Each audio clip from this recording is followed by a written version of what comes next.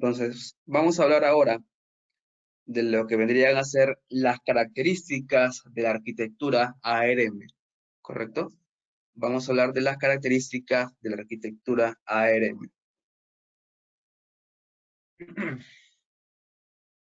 Bueno, una arquitectura, una característica de la arquitectura ARM vendría a ser lo que es el pipeline, ¿sí? Su pipeline.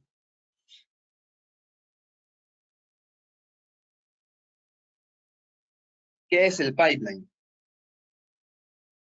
¿Qué es el pipeline? Bueno, por definición, el pipeline es una técnica que implementa una forma de paralelismo llamada paralelismo de nivel de instrucción dentro de un procesador. Por lo tanto, permite un rendimiento de CPU más rápido. El ciclo básico de instrucción se divide en una serie llamada pipeline que en lugar de procesar secuencialmente cada instrucción, es decir, finalizar una instrucción antes de iniciar la siguiente, cada instrucción se divide en una secuencia de pasos dependientes para ejecutar diferentes pasos de paralelo y las instrucciones puedan procesarse simultáneamente, comenzando una instrucción antes de terminar la otra. Entonces, lo que hace el pipeline es dividir, ¿no? Esta instrucción en una serie de pasos para que puedan ejecutarse de manera más rápida.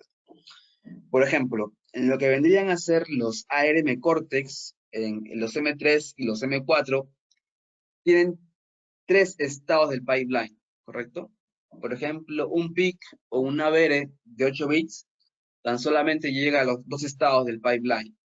En cambio, en los ARM M3 y M4 tenemos hasta tres estados del pipeline.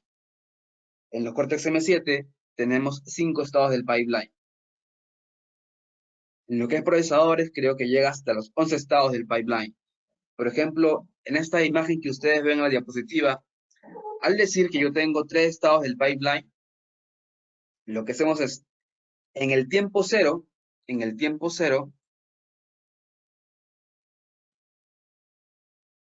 la instrucción número 1 hace la búsqueda. En el tiempo número 1 se decodifica la primera instrucción, se busca la segunda. En el tiempo número 2 se ejecuta la instrucción número 1, se decodifica la segunda y se busque la tercera instrucción. ¿Se dan cuenta? O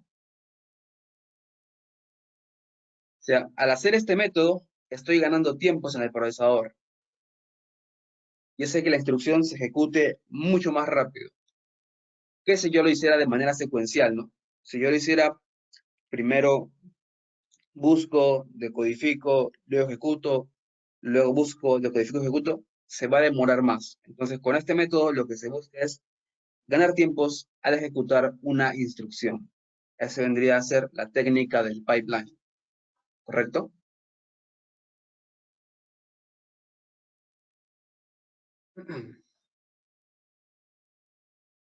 Ahora, todo este método de acá ya está incluido en el procesador, ¿no? de los ARM, de la arquitectura ARM. Yo no lo puedo manipular por software, por ejemplo, eso de acá, porque ya está en la arquitectura de los ARM. No puedo modificarlo.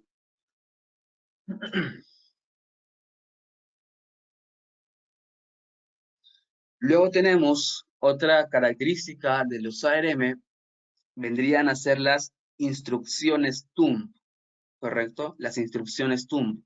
Es decir, aparte del juego de instrucciones ARM que posee el procesador, también hay otro juego aparte llamada las instrucciones TUM.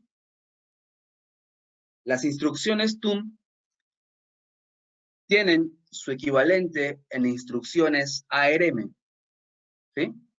Es decir, una instrucción ARM tiene su equivalente en instrucción TUM. Entonces, ¿cuál es la diferencia? Lo que pasa es que en una instrucción en ARM tenemos 32 bits y en una instrucción TUM tenemos 16 bits, ¿correcto? Entonces, una instrucción TUM te va a consumir menos porque es de 16 bits, ¿cierto? Entonces, dependiendo de qué tipo de aplicación yo esté utilizando, quiera realizar, de repente me conviene utilizar las instrucciones TUM. ¿Para qué? Para poder consumir menos memoria y hacer que mi programa se ejecute mucho más rápido, ¿no? Más rápido, ¿no? Como tengo instrucciones que pesan menos, el programa va a ser mucho más rápido que ejecutar unas instrucciones que consumen más memoria. El problema es que las instrucciones TUM es cierto que tienen su equivalente en ARM, pero no están completas todas las instrucciones. Solamente las instrucciones más utilizadas en ARM tienen su equivalente en lo que vendría a ser TUM. Si yo quiero ejecutar una instrucción que no tiene un equivalente en TUM, tendrías que hacer una secuencia más de pasos para poder hacer su equivalente, ¿no? Eso ya depende mucho de qué programa quieras realizar. De repente en una aplicación te conviene utilizar las ARM, en otra aplicación te conviene utilizar lo que vendría a ser las TUM, ¿no? Pero solamente se puede utilizar una de ellas a la vez, nada más. Bien puedo usar instrucciones ARM o bien puedo usar instrucciones TUM. Si estuviéramos programando en Assembler, yo vería esto, ¿no? De cuándo utilizar una instrucción TUM o cuándo utilizar una instrucción ARM. Por ejemplo, acá les he colocado en esta parte del lado derecho una comparación, ¿no? Es un compilador online. Si tú le colocas, por ejemplo, la instrucción ADDS R0 R12, si esto yo lo convierto a ARM de 32 bits, miren, me genera todo esto, 32 bits. Pero si yo lo convierto a TUM, me genera solamente 16 bits. ¿Se dan cuenta? Entonces, si estuviéramos en Assembler, esta parte de acá sí tendríamos que dominarlo bien, ¿no? Cuándo nos conviene utilizar lo que es ARM y cuándo nos conviene utilizar lo que es TUM. Pero en este caso, como el, el curso es programación en C con los ARM, el que se va a encargar de hacer todo esto va a ser el compilador, ¿correcto? Solamente lo que haremos es programar en C y el compilador ya va a ver en qué lo convierte, si va a ser en C o si va a ser en Assembler. Por ejemplo, en el tail hay una opción para poder elegir, ¿no? Si quiero que sean instrucciones ARM o si quiero que sean instrucciones TUM. Bien. Pueden preguntar, si algo no les queda claro, pueden preguntar ahí por el chat y yo les voy a responder la pregunta. La idea es despejar todas las dudas con lo que vendría a ser ARM.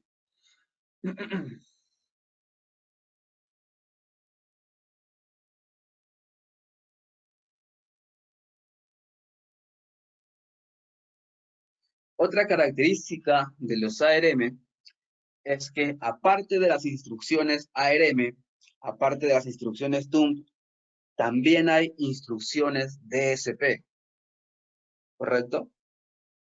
También hay instrucciones DSP para poder hacer aplicaciones con lo que es matemáticas.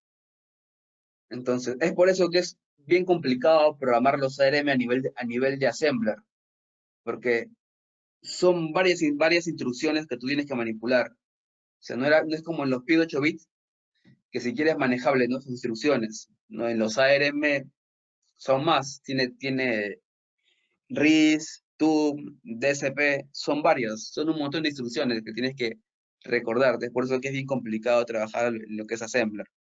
Entonces, estas instrucciones son especialmente para hacer lo que es matemática, todo lo que son operaciones matemáticas, con filtros, transformadas de Fourier, controladores PID. Para esto de acá me va a ayudar mucho lo que es estas instrucciones, las DSP. Ahora, las instrucciones DSP están muy ligadas a lo que vendría a ser la siguiente característica, que es el FPU, la unidad de punto flotante.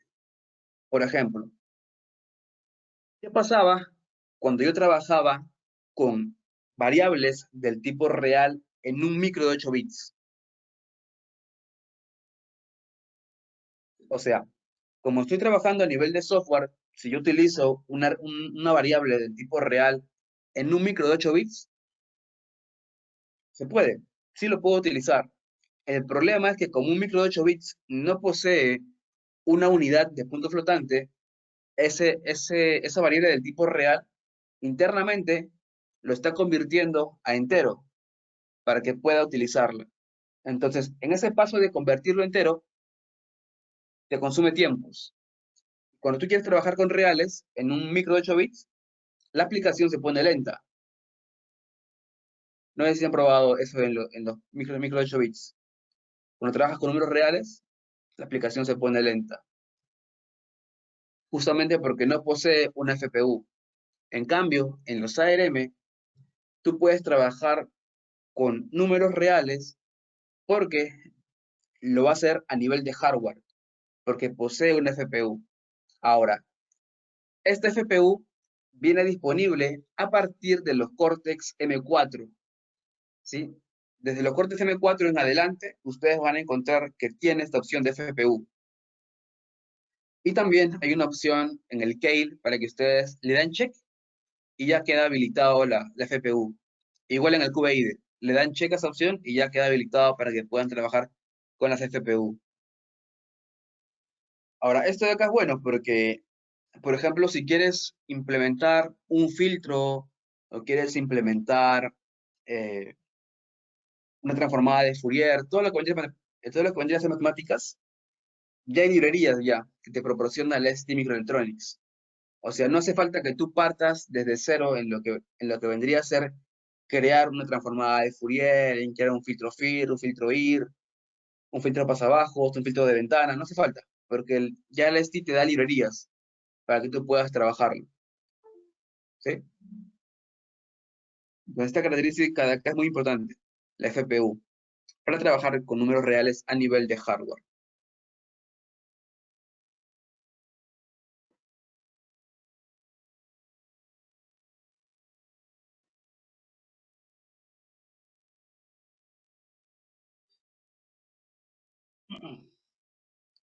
Después, otra característica importante de los ARM vendría a ser el NBIT, ¿correcto? El NBIT, el Nested Vectored Interrupt Controller, ¿correcto? El Nested Vectored Interrupt Controller. Y el término nested acá es importante, porque nested significa anidado, ¿correcto? Nested quiere decir anidado. Entonces, una interrupción en los ARM se puede anidar. ¿Me entiende? ¿Qué quiere decir con anidar? Por ejemplo, ¿qué pasaba en un micro de 8 bits cuando ocurría una interrupción y justo cuando yo estoy dentro de la interrupción ocurría otra interrupción? ¿Qué es lo que pasaba?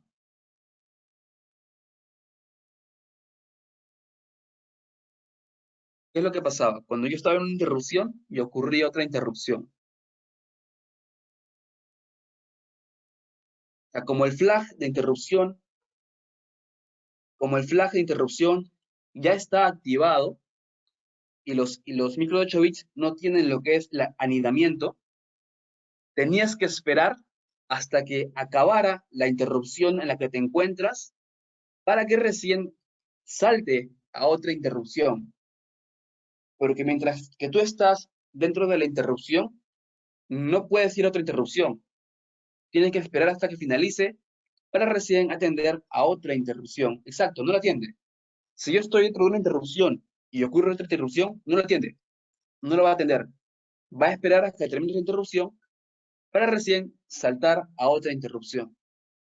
En cambio, en los ARM no ocurre eso, porque en los ARM, como tiene lo que es el anidamiento de interrupciones, cuando tú estás dentro de una interrupción y ocurre una interrupción con mayor jerarquía, automáticamente, del punto en el que está, salta a la siguiente interrupción y la atiende. La atiende, finaliza y regresa a la interrupción en la que se había quedado. ¿Correcto? Esto, ¿cuándo me sirve? Esto le sirve más que todo en los temas de sistemas operativos a tiempo real. Porque en los sistemas operativos a tiempo real, tú puedes elegir a qué tarea darle mayor jerarquía. ¿Sí? Entonces, este tema de acá es muy interesante, el NVIC de los ARM. Se vendría a ser el tema de interrupciones, del Nested Vector Interrupt Controller. Otra característica más del Nested Vector Interrupt Controller, por ejemplo, en un micro de 8 bits, la tabla de interrupciones, el nivel de jerarquía ya venía fijo. Tú no puedes modificarlo. Por ejemplo, en los PICs, creo que la interrupción externa 0 es la que tiene mayor prioridad, ¿cierto? Tú no puedes modificar ese nivel de jerarquía. En cambio, en los ARM, su tabla de interrupciones sí puede ser modificable. Tú puedes asignar cuando quieres que una interrupción tenga mayor jerarquía que la otra. ¿Se dan cuenta? Esa sería otra característica más del NVIC de los ARM.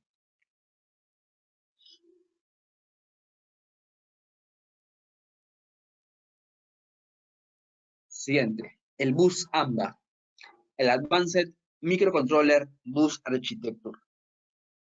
Este bus AMBA es un bus especialmente desarrollado para la arquitectura ARM. ¿Y para qué me sirve este bus? Este bus me sirve para poder hacer comunicación del procesador a los diferentes periféricos. Este bus es importante porque para poder manipular cada periférico del microcontrolador, yo tengo que ver a qué bus está conectado. ¿Por qué?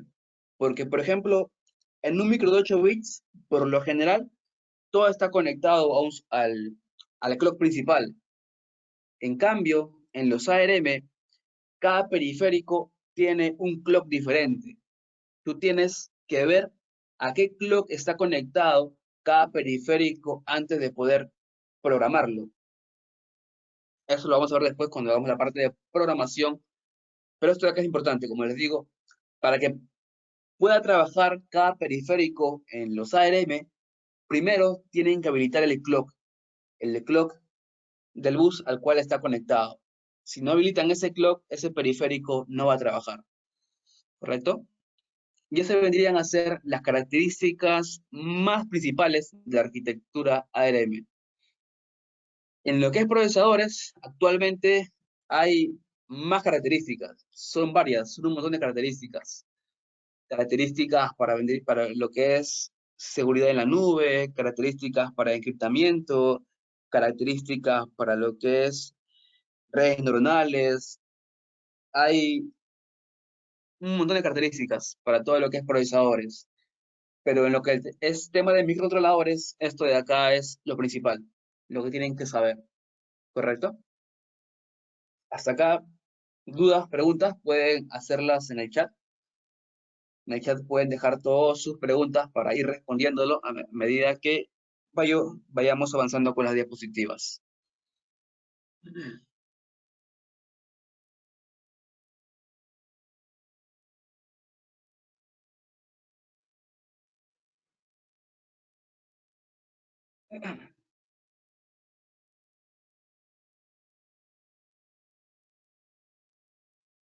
Bien, ahora hablemos acerca de las series de los microcontroladores, de las series de los ARM. En lo que es ARM, tenemos tres series. Tenemos la serie A, la serie R y la serie M. ¿Sí?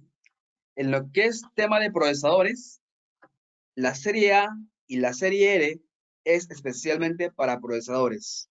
Y la serie M es para lo que son microcontroladores. ¿Sí? Ahora, por definición, la serie A se utiliza para lo que son dispositivos que realizan tareas complejas de cómputo, como hospedar una plataforma de sistema operativo y soportar múltiples aplicaciones de software. Es decir, La serie Cortex-A lo van a encontrar en todo lo que son mini computadoras. Por ejemplo, su Raspberry Pi utiliza lo que es un procesador Cortex-A. Y la serie Cortex-R se utiliza para todas las aplicaciones que son a tiempo real, ¿sí? Operaciones a tiempo real. Entonces, un PLC, por ejemplo, utiliza un procesador Cortex-R.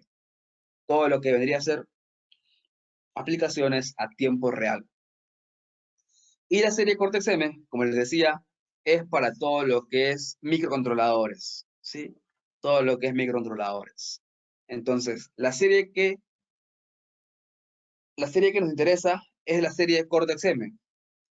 Dentro de la serie Cortex-M tenemos lo que son las familias. Tenemos la familia M0, la M0+, la M23, la M3, la M4, la M33, la M7, la serie L, ¿sí? Son varias familias de lo que vendrían a ser dentro de la Cortex-M. El día de hoy voy a trabajar con los Cortex M3, ¿sí? Con los Cortex M3. En lo que vendrían a ser características,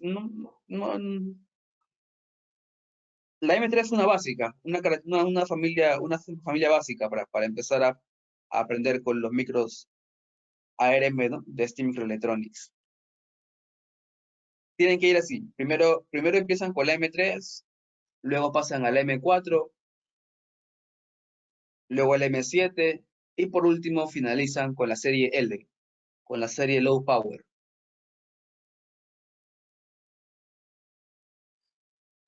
En lo que es programación, si utilizamos la HAL Driver, la programación es igual para todos los ARM. Pero si yo quiero hacer la programación en lo que es a nivel de registros, sí cambia, sí hay mucha diferencia. La programación en registros de un M3, un M4 y un M7 son diferentes. Es que como son mejoras de cada serie, de cada familia, hay algunas características que, por ejemplo, tiene el M4 y no está en el M3. Hay otras características que están en el M7, pero no están en el M4.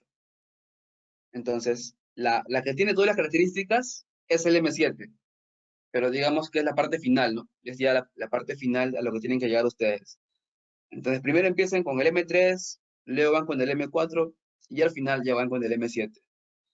El M7 es el que posee todas las características a lo que es a nivel de configuración, ¿no? Tiene más características que un M3.